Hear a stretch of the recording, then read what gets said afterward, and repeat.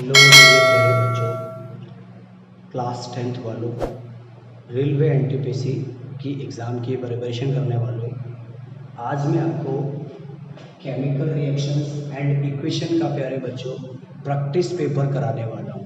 ठीक है, उस प्रैक्टिस पेपर में बच्चों कुछ क्वेश्चन होंगे जो मल्टीपल चॉइस टाइप होंगे, उनको प्यारे बच्चों आपको देखना है और बहुत इम्पोर्टेंट होंगे। तो आप सभी देखिएगा और देखो वीडियो लास्ट तक देखना बेटा, बहुत इंपॉर्टेंट क्वेश्चन होंगे। अगर आपको सच में वो आपके लिए, आपके हित में, आपके लिए इम्पोर्टेंट लगते हैं तो वीडियो को लाइक कर देना और चैनल को सब्सक्राइब कर देना। ठीक है मेरे प्यारे बच्चों, तो चलता हूँ मैं, शुरू करता हूँ क्वेश्चन। पहला क्वेश्चन है मेरा, अब क्वेश्चन सुनिए ध्यान से बेटा, क्वेश्चन सुनिए, बोर्ड पे यहाँ क्वेश्चन होगा, क्वेश्चन को देखिए भी और सुनिए भी। Electrolysis of water is a decomposition reaction. Okay, electrolysis of water is a decomposition reaction. The mole ratio of hydrogen and oxygen gases liberated during electrolysis of water is. मेरे बच्चों electrolysis of water की बात कर रहा है, तो question हमारा ये है, यहाँ पे है electrolysis of water, मतलब बच्चों मैं H2O को इलेक्ट्रिसिटी पे हीट करूंगा तो क्या होगा, जो वाटर है मेरे बच्चों वो स्प्लिट हो जाएगा, जो वाटर है वो स्प्लिट हो जाएगा। एक्चुअली वाटर होता क्या है, H2 प्लस O2 से वाटर बनता है और वो बन जाता है आपका H2O। अब ध्यान दीजिए, H2 प्लस O2 से बच्चों वाटर बनता है, ये वाटर कैसे हम जानते हैं, कहोगे सर H2 प्लस O से क्यों नहीं बनता, ये सरासर गलत है मेरे बच्चों। वो सिर्फ एक एलिमेंट है और एलिमेंट कभी रिएक्शन नहीं करता, तो गैस बनता है तभी वो रिएक्शन करता है। ओके, तो ये बनेगा बच्चों H2। अब कहोगे सर तो H2O2 क्यों नहीं बना, ये इसलिए नहीं बनेगा मेरे बच्चों क्योंकि H और O इसकी वैलेंसी 1 होती है, इसकी वैलेंसी 2 होती है, वैलेंसी 1 होती है, वैलेंसी 2 होती है। जब इनका हम क्रॉस करेंगे H का 1 O का 2, तभी मेरे प्यारे बच्चों H2O ओके, तभी ये बनेगा। आपको समझ में आ गया ना, इसलिए बच्चा ये हो गया।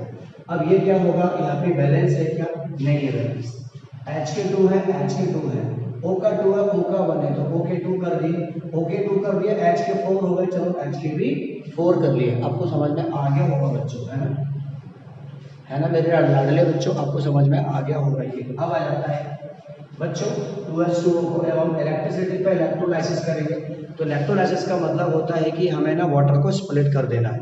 H2 और O2 में वाटर को क्या कर देना है मेरे बच्चों, स्प्लिट कर देना है। चलिए आ जाइए बच्चों, तो ये H2 और O2 अलग अलग स्प्लिट हो जाएगा। ओके, लेकिन समझने का प्रयास करिए आप सभी। H के कितना है, 2 है, 4 है, 4 है, H के 4 है तो 2 हो जाएगा। और ये आप समझ में आया, सवाल ये था हमारा, ड्यूरिंग इलेक्ट्रोलाइसिस ऑफ वाटर या डिकम्पोजिशन ऑफ वाटर, तो वाटर का डिकम्पोजिशन ये हो गया, इलेक्ट्रिसिटी की प्रेजेंस में हो गया बच्चों, तो इसको हम इलेक्ट्रोलाइटिक डिकम्पोजिशन भी बोलते हैं। तो इस रिएक्शन को क्या बोलेंगे, इलेक्ट्रोलाइटिक डिकम्पोजिशन रिएक्शन। देखिए एक सवाल से बहुत सारे सवाल आ रहे निकल के बच्चों। जब कभी एक कंपाउंड, देखो यहाँ पे क्या हो रहा है, दो मिला करके एक बन रहा है, तो इसको हम बोलते हैं कॉम्बिनेशन। क्या बोलते हैं, कॉम्बिनेशन रिएक्शन। और जब कभी एक से दो बन जाए या दो से ज्यादा बन जाए, मतलब टूट जाए, तो मेरे बच्चों उसको बोलते हैं डिकम्पोजिशन रिएक्शन, डिकम्पोजिशन। और वो जो डिकम्पोजिशन होता है, वो डिकम्पोजिशन 3 वे में, जब किसी ऑब्जेक्ट को हम हीट करेंगे, जब किसी सब्सटेंस को हम हीट करेंगे, तब भी मेरे बच्चों वो डिकम्पोज होगा। अब डिकम्पोजिशन होता है तो हीट की प्रेजेंस में होता है। अब हीट कैसी होती है, हमने आपको बहुत बार पढ़ाया है, हीट 3 टाइप से होती है। एक हीट होती है मेरे बच्चों इलेक्ट्रिसिटी पे हीट, एक होती है सनलाइट की हीट, और एक होती है आपकी फायर की हीट। बात समझ गए, एक इलेक्ट्रिसिटी, एक होती है हीट बच्चों इलेक्ट्रिसिटी, एक होती है सनलाइट, और एक जानते हो आप, एक जानते हो कौन सी होती है, आपकी फायर होती है, फायर होती है। अब आप समझिए, जो इलेक्ट्रिसिटी पे हीट कर रहे हैं वो भी डिकम्पोजिशन, जो सनलाइट पे हीट कर रहे हैं वो भी डिकम्पोजिशन, जो फायर पे हीट कर रहे हैं वो भी डिकम्पोजिशन। तो होगा क्या, जो इलेक्ट्रिसिटी की प्रेजेंस में हीट हो रही है और डिकम्पोजिशन हो रही है, उसको बोलेंगे इलेक्ट्रोलाइटिक डिकम्पोजिशन रिएक्शन। ओके, और जब मेरे बच्चों बात सनलाइट की आती है तो इसको हम बोलते हैं फोटोलाइटिक या फोटोकेमिकल डिकम्पोजिशन रिएक्शन। सनलाइट से फोटोसिंथेसिस होती है, तो आप नाम सुनिए और समझिए मेरी बात को, फोटोकेमिकल डिकम्पोजिशन रिएक्शन या फोटोलाइटिक डिकम्पोजिशन रिएक्शन। और जब मेरे बच्चों फायर पे जो आग होती है उस पर हम किसी को गर्म करते हैं और वो दो या दो से ज्यादा में टूट जाता है तो उसको बोलते हैं थर्मल डिकम्पोजिशन। क्या बोलते हैं? Thermal decomposition. अब तो मेरी बात समझ में आ गई होगी ना। तो वाटर को जब हम इलेक्ट्रिसिटी पे हीट कर रहे हैं और वाटर हमारा बच्चों हाइड्रोजन और ऑक्सीजन में स्प्लिट हो रहा है, डिकम्पोज हो रहा है, तो हम यहाँ पे कहेंगे क्या? ये डिकम्पोजिशन रिएक्शन है but in the presence of electricity. मतलब इलेक्ट्रिसिटी की प्रेजेंस में बच्चों ये डिकम्पोज हो रहा है। तो यहाँ हमारा सवाल था हाइड्रोजन और ऑक्सीजन में जब ये स्प्लिट हो रहा है मतलब ये डिकम्पोज हो रहा है तो mole ratio between hydrogen and oxygen gas. सवाल था the mole ratio of hydrogen and oxygen gases liberated during electrolysis of water. Option दे रहा है 1:1, दूसरा ऑप्शन दे रहा है 2:1, तीसरा ऑप्शन दे रहा है 4:1, चौथा ऑप्शन दे रहा है 1:2। मेरे बच्चों आपको समझना है सवाल एकदम से बहुत क्लियर लिखोगे सर, एकदम सारा है। हाइड्रोजन का 2⁴ है मोल रेशियो और ऑक्सीजन का 2 है, तो सवाल तो सर आ रहा है 4:2। आप समझिए ना, यहाँ पे गौर करिए बच्चा, हाइड्रोजन का क्या रहा है 2⁴, तो 4:2 हो जाएगा। यहाँ पर कोई भी 4:2 का ऑप्शन नहीं है, लेकिन क्या करेंगे बच्चों, हम उसे काट देंगे तो 2:1 बचेगा। अतः हमारा ये आंसर सही होगा, ये आंसर हमारा सही होगा। बताओ आपको ये बात समझ में आई बच्चों? आई ना बेटा? तो चैनल को सब्सक्राइब जरूर कर लेना जो भी मेरे बच्चे हैं, और जो मैंने यहाँ पर आपको समझाया है ये भी आप समझ लीजिएगा। डिकम्पोजिशन रिएक्शन, इसको जब हमने इकट्ठा किया एक बनाया तो बन गया कॉम्बिनेशन रिएक्शन, और जब ये कॉम्बिनेशन को किया हुआ जो एक है उसको जब हमने अलग अलग कर दिया तो वो क्या बन गया? Decomposition reaction. आई थिंक आपको मेरे बच्चों ये समझ में आ गया होगा, है ना? आ गया ना बच्चों? चलिए अगले क्वेश्चन पे आ रहा हूँ बेटा मैं। मेरे प्यारों आप ध्यान दो, मैं अभी लाइव आ रहा था लेकिन नेटवर्क प्रॉब्लम की वजह से ये वीडियो में लेक्चर रिकॉर्ड कर रहा हूँ, इसलिए आप इसको पूरा सपोर्ट करें। अभी मैं लाइव आ रहा था, लाइव नहीं आ पाया, लाइव बेटा लेट नाइट आएंगे। चलिए आगे आ जाता है अगला क्वेश्चन बच्चों, और अगला क्वेश्चन क्या है मेरे प्यारे लाडले बच्चों? वो है हमारा question Which of the following gases can be used for, question देखिए आप, Which of the following gases can be used for storage of fresh sample? देखिए सवाल समझिए, storage of fresh sample of an oil for a long time. मेरे बच्चों बात कह रहा है ऑयल के फ्रेश सैंपल को ज्यादा लंबे टाइम के लिए हमें किसमें स्टोर करना पड़ेगा? Which of the following gases, कौन सी गैस होती है use for storage of fresh sample of an oil for a long time? बच्चों ध्यान दीजिए आप क्वेश्चन पे, यहाँ पे कौन सी गैसेस हैं जिनमें हम रख करके लंबे समय तक उसको स्टोर कर सकते हैं? फ्रेश सैंपल, ऑयल का फ्रेश सैंपल हम रख सकते हैं किस गैस के साथ? पहला ऑप्शन दे रहा है यहाँ पे बच्चों, ऑप्शन आपके सामने है। पहला ऑप्शन है कार्बन डाइऑक्साइड ऑक्सीजन, पहला ऑप्शन है carbon dioxide gas and oxygen gas, दूसरा ऑप्शन है नाइट्रोजन ऑक्सीजन गैस, तीसरा ऑप्शन है कार्बन डाइऑक्साइड और हीलियम, कार्बन डाइऑक्साइड और हीलियम, और चौथा ऑप्शन है मेरे बच्चा, चौथा ऑप्शन है हीलियम एंड नाइट्रोजन। बच्चों इसको लॉक कर दिया जाए, आप समझ लीजिए बात को, हीलियम और नाइट्रोजन। देखिए जरा समझिए मेरी बात को, जब भी जो पैकेज होते हैं, सॉरी जो पैकिंग होती है मेरे बच्चों, जो खाने पीने का सामान भी होता है ना, जो ऑयली फूड होता है, खासकर ऑयली फूड, उसको हम जैसे हम क्रैक्स होते हैं, जैसे बच्चों जो खाने पीने के कुरकुरे होते हैं, टकाटक होते हैं, टेढ़ाई पर मेरा है, टेढ़ाई पर तेरा है, और जो भी होते हैं बच्चों मेरे, उसके अंदर कौन सी गैस होती है? आप समझ लीजिए हीलियम और नाइट्रोजन गैस होती है। देखो वो फूला फूला सा लगता है एकदम से, आप उसको ऐसे फोड़ देंगे तो गैस उसकी निकल जाएगी, तो उसको लॉन्ग टाइम के लिए वो क्या रेंजिड ना हो, जो फूड होता है वो क्या हो जाता है मेरे बच्चों, रैंसिड हो जाता है, उसका टेस्ट बदल जाता है, उसकी स्मेल बदल जाती है, उसमें गंदी स्मेल आने लगती है, उसका टेस्ट खराब हो जाता है। तो उनसे बचाने के लिए उसके अंदर लॉन्ग टाइम के लिए स्टोर करके कौन सी गैस, किस गैस में रखा जाता है, तो जवाब देंगे उसका हीलियम और नाइट्रोजन गैस। आप ध्यान रखना, मेरी बात आपको समझ में आ रही है ना, तो लाइक जरूर ठोक देना, आपको समझ में आ रहा है तो करना, अदरवाइज चलो अगले क्वेश्चन की ओर चलते हैं। चलो बच्चों ठीक है, आ जाओ मेरे लाडले बच्चों अगले क्वेश्चन पे। चलो आ जाओ बेटा, अगला क्वेश्चन है हमारा, अगला क्वेश्चन भी देख लो आप। अगला क्वेश्चन है which one of the following process involving chemical reactions, which of the following process chemical reaction. मेरे बच्चों इनमें से कौन सी रिएक्शन ऐसी है, जो इन्वॉल्व कर रही है केमिकल रिएक्शन, मतलब केमिकल प्रोसेस, मतलब chemical change. Okay, there are two types of change, physical change and chemical change. बात समझना और ध्यान से समझना बेटा। पहला क्वेश्चन है वो ऑप्शन है storing of oxygen gas under pressure in a gas cylinder. आप पढ़िएगा, storing of oxygen gas under pressure in a gas cylinder. Gas cylinder में जो ऑक्सीजन गैस होती है उसको जब स्टोर करते हैं बच्चों, तो वो क्या केमिकल प्रोसेस है, वो लिक्विड बन जाती है, तो क्या वो केमिकल प्रोसेस है। आगे चलते हैं, अगला ऑप्शन है लिक्विफिकेशन ऑफ एयर। एयर जो होती है मेरे बच्चों, जब उसका लिक्विड होता है, मतलब जब उसका लिक्विफिकेशन होता है, तो वो क्या है, वो फिजिकल प्रोसेस है, फिजिकल चेंज है, केमिकल चेंज है, केमिकल रिएक्शन या फिजिकल रिएक्शन है मेरे बच्चों। तीसरा ऑप्शन है keeping petrol in a China dish, keeping petrol in a China dish और इन द ओपन, खुले में किसी एक चाइना डिश में, मतलब किसी एक प्लेट में हम पेट्रोल को जब रखते हैं तो वो उड़ जाती है, और ये हम सब जानते हैं कि ये फिजिकल चेंज है।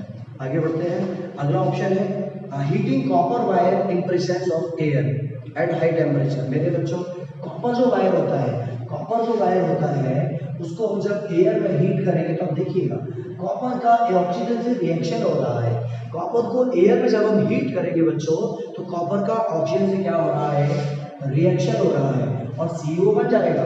कॉपर का ऑक्सीजन से रिएक्शन हो रहा है मेरे लाडले बच्चों, और ये रिएक्शन आपका बन जाएगा। ठीक है, तो यही एक केमिकल रिएक्शन हो रही है। तो लास्ट का फोर्थ ऑप्शन आपका एकदम सही ऑप्शन है, बाकी के तीनों ऑप्शन सही नहीं है। Come on, storing of oxygen gas under pressure in a gas cylinder, ये केमिकल प्रोसेस नहीं है, फिजिकल प्रोसेस है।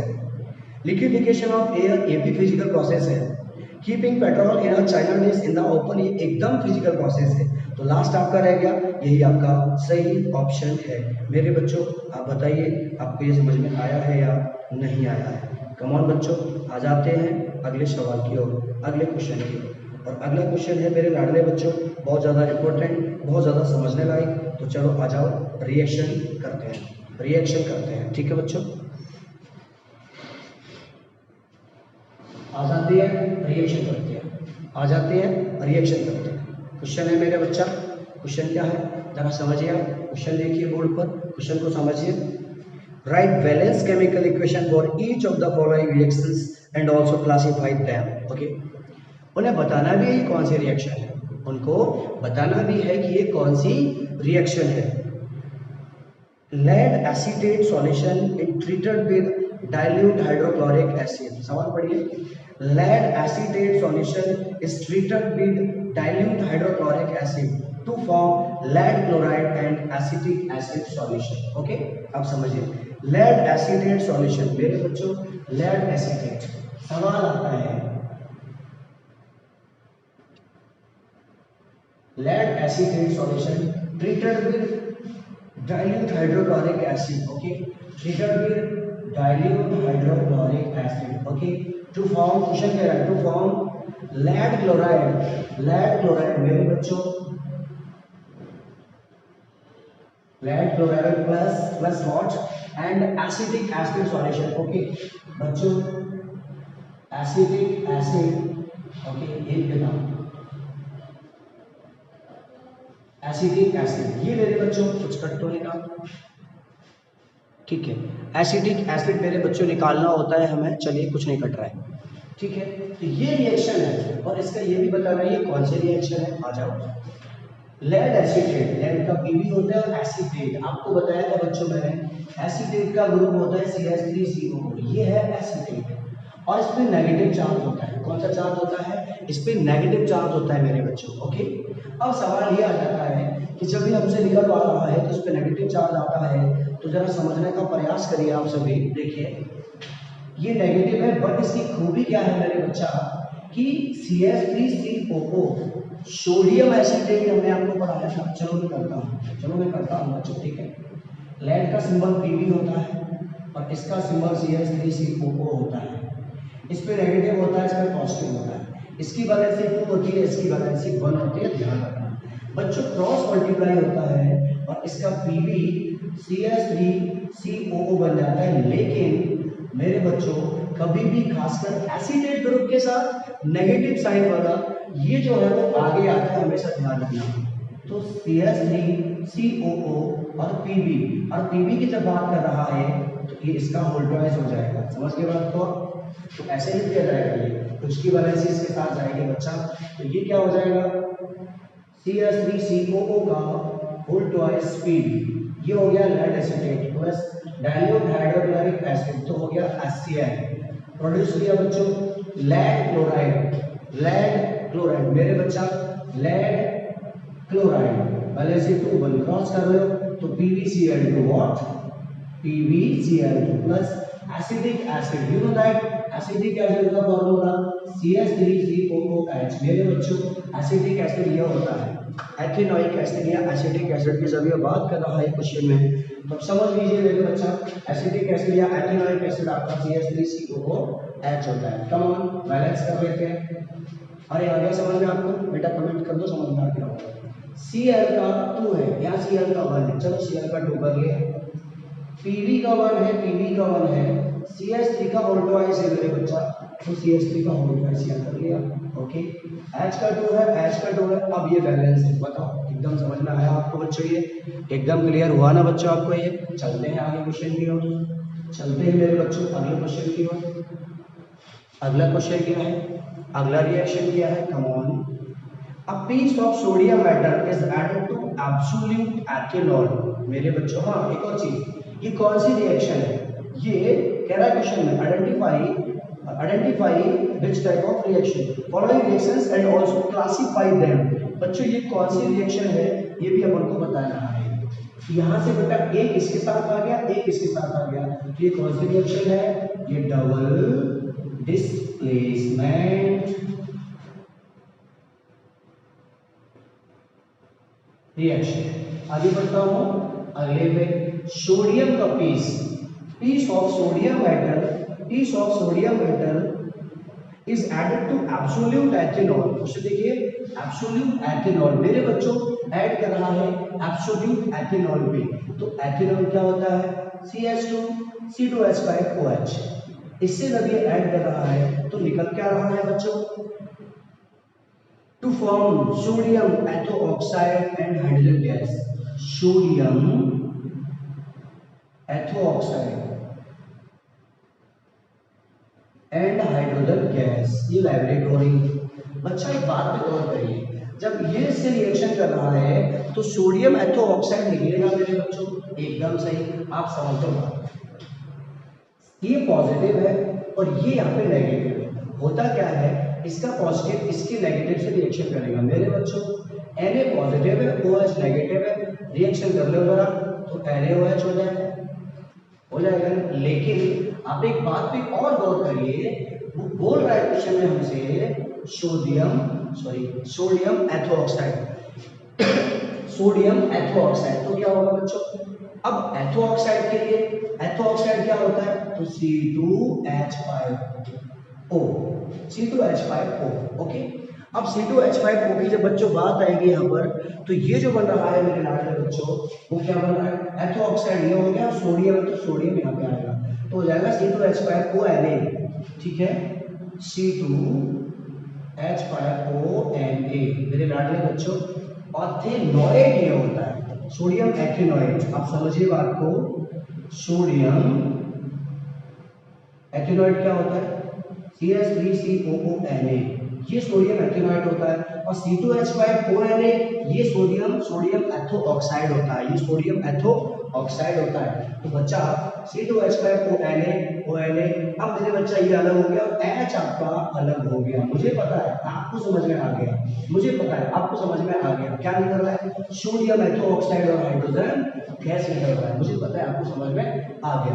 अब देखो एक एलिमेंट है, एक सब्सटेंस है, इससे रिएक्शन कर रहा है तो ये सिंगल डिस्प्लेसमेंट रिएक्शन हो गई।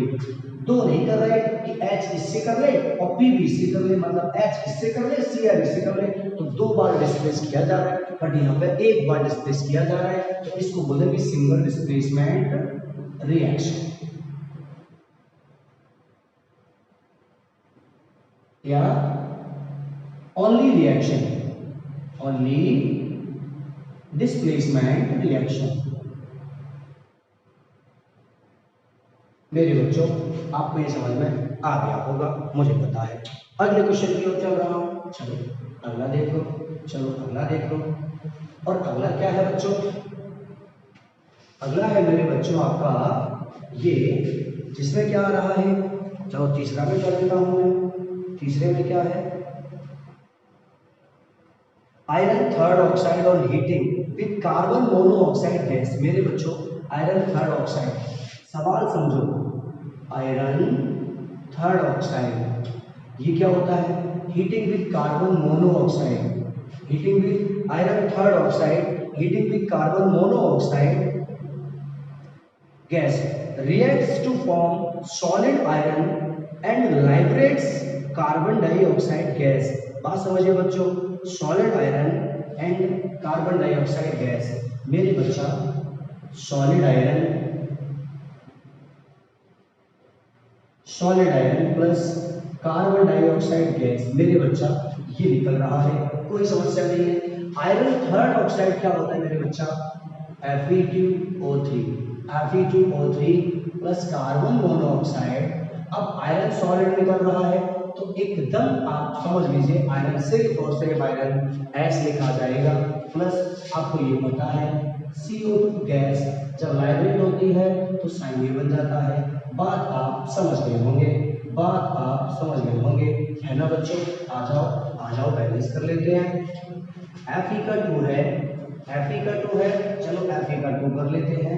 ओके, O का 3 है, मेरे बच्चा O का 3 कर दो यहाँ पे। जब O का 3 करेंगे तो 3 2 का कितना हो गया? O का 6 हो गया। और जब O का 6 हो जाएगा मेरे बच्चा तो 2 का आप यहाँ कर लो। आप समझ गए बात को? अब देखो O का 2 है, O का 2 है बच्चों, हाँ मेरे बच्चों, तो इसको हम बैलेंस कर रहे हैं। Fe2O3 आप यहाँ लौटाओ, Fe2 हो गया, Fe2 हो गया, O3 2 3 जा 6, 2 3 जा 6, यहाँ पे देखो O2 O2 O2, ओके देखो, लेकिन यहाँ पे C3 है तो एकदम से C3 कर दो, O3 और 2 3 जा 6 9, O3 और O3, अरे भाई 6 हो रहा है, 3 2 जा 6 हो रहा है, और O3 और O3 यहाँ भी 6 हो रहा है। Fe2 अरे एकदम बैलेंस हो गई, देख लो एकदम बैलेंस हो गई। आ जाओ एक और रिएक्शन कर लेते हैं, बड़ी सुंदर सी, बड़ी अच्छी सी। आ जाओ करते हैं। Hydrogen sulphide gas react with oxygen gas. हाँ ये रिएक्शन कौन सी है? ये रिएक्शन कौन सी? मेरे बच्चों जब इसमें इस तरह की कंडीशन होती है, ऑक्साइड है और ऑक्साइड हटके जा रहा है, तो आप समझ लीजिए इसमें रेडॉक्स रिएक्शन होगी। रेडॉक्स रिएक्शन, ऑक्साइड भी है, गेन भी हो रहा है, लॉस भी हो रहा है, गेन भी हो रहा है, लॉस भी हो रहा है, रेडॉक्स रिएक्शन होती है, gain of oxygen, loss of hydrogen, redox reaction होती है। ओके आ जाओ हाइड्रोजन सल्फाइड गैस react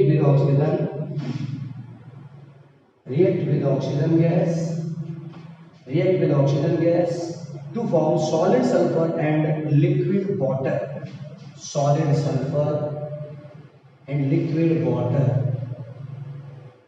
मेरे बच्चा ध्यान दे लो जरा, H2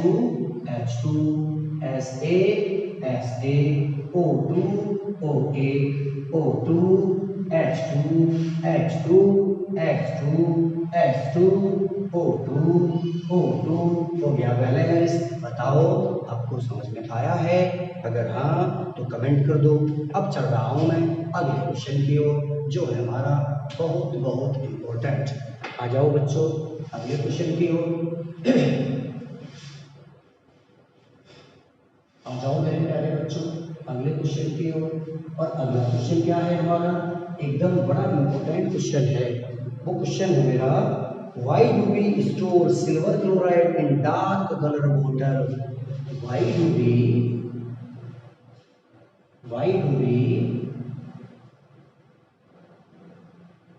silver chloride why do we store why do we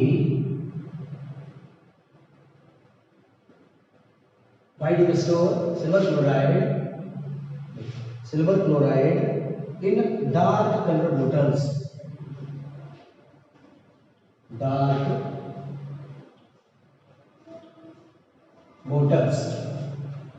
colored bottles। ठीक है बच्चा, ये हमारा क्वेश्चन है। आप जवाब दीजिए इसका, आप दे सकते हो तो। हम तो इसका आंसर लिखने जा रहे हैं मेरे बच्चों। आप बताइए हमको। देखिए इसको मेरे बच्चों डार्क कलर बोतल में इसलिए भरते हैं, इसलिए लिखते हैं क्योंकि उसका एक मतलब होता है, जो सिल्वर है वो बड़ी सेंसिटिव होती है। Silver is sensitive to sunlight. मेरे बच्चों सिल्वर एकदम सेंसिटिव होती है, सिल्वर बड़ी सेंसिटिव होती है। किससे बेटा? सनलाइट से। जो सिल्वर होती है प्यारे बच्चों वो बड़ी सेंसिटिव होती है सनलाइट के। अब क्या है, अगर मेरे बच्चों इसको हम सनलाइट में ओपन कर देंगे, रिएक्शन ओपन कर देंगे, तो पता है क्या होगा? ये एकदम से रिएक्शन कर जाएगी। यहाँ पर ये एकदम से रिएक्शन कर जाएगी बच्चों, ठीक है ना? और ये व्हाइट होती है, ठीक है ना? ये बेटा क्या होती है? व्हाइट होती है। आप समझ लो ये सिल्वर व्हाइट होती है। और जब सनलाइट से ये रिएक्शन करेगी तो क्या होगा? एक्सपोज होगी जब सनलाइट में या एयर में, तो मेरे बच्चों ये डिकम्पोज हो जाएगी। कैसे कलर में? ग्रे कलर में। किसमें हो जाएगी? ग्रे कलर में ये डिकम्पोज हो जाएगी। इसीलिए इसको हम किसमें रखते हैं? डार्क कलर्ड बोतल में रखते हैं, ताकि वह सनलाइट नहीं पहुंच सके। बताओ आपको ये समझ में आ गया मेरे बच्चों? आपको समझ में आ गया ये? मेरे बच्चों वीडियो में टाइम थोड़ा ज़्यादा लगता है, इसलिए मैंने क्या किया, उसको मैंने लिख दिया पहले। अब आपको समझा दे रहा हूँ। Silver chloride is a white solid but it is very sensitive to sunlight. मैंने अभी आपको बताया, ऑन एक्सपोजर टू सनलाइट, इसको सनलाइट में ओपन करने पर it decomposes to give silver grey. ये क्या होगा? जो AgCl है, जो सिल्वर क्लोराइड है, जब उसको हम व्हाइट, मतलब जो व्हाइट होती है, उसको सनलाइट में जब हम ओपन कर देंगे तो बेटे वो ग्रे हो जाएगी। तो पहली चीज समझिए आप कि सनलाइट जो व्हाइट होती है वो कैसी हो जाएगी? वो ग्रे हो जाएगी। क्लियर हुआ? सनलाइट जब ओपन, क्वेश्चन बहुत सारे बनते हैं। सनलाइट जब बेटा सिल्वर पे पड़ती है तो जो व्हाइट सिल्वर है वो कैसी हो जाएगी? ग्रे हो जाएगी। वो कैसी हो जाएगी? ग्रे हो जाएगी। चलिए पहले हमारा है ना, एंड क्लोरीन गैस वहां से लाइब्रेट होगी पर रिएक्शन की AgCl सनलाइट, तो Ag प्लस Cl को तो क्लोरीन गैस निकलेगी। अब जो ये व्हाइट है, ये व्हाइट है, ये मेरे बच्चों व्हाइट है। ये व्हाइट जैसे इसमें सनलाइट पड़ेगी तो ये कैसी हो जाएगी? सिल्वर जो है वो ग्रे सिल्वर हो जाएगी। क्लियर हुआ? इसीलिए therefore it is stored in dark colored bottles। इसको डार्क कलर बोतल में इसलिए रखते हैं क्योंकि सनलाइट का एक्शन इस पे ना हो, तो अवॉइड एक्शन ऑफ हीट और सनलाइट। मुझे लगता है मेरे बच्चों आपको समझ में आ गया होगा। ये मुझे पता है 100% आपको समझ में आ गया होगा। अगर मेरे प्रिय विद्यार्थियों आपको ये समझ में आ गया है तो चैनल को सब्सक्राइब कर लेना बेटा। आज रात में हम फिर से लाइव आएंगे, आप बने रहिएगा मेरे साथ। ये वीडियो मैंने लेक्चर रिकॉर्ड करके इसलिए दिया है, आपसे वादा किया था कि मैं इस टाइम पर आपको लाइव आ रहा हूँ, लेकिन नेटवर्क की वजह से नहीं आ पाया। तो अब बेटे लाइव में आप देखते रहिए।